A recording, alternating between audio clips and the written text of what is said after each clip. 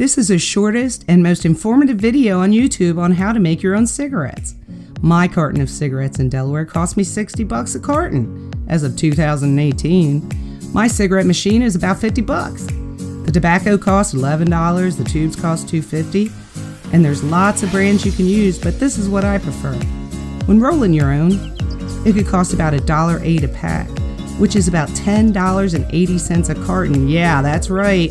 Less than $11 for a carton of cigarettes, putting $49 back into your pocket for every carton of cigarettes that you roll. The bag that I use produces around 500 cigarettes.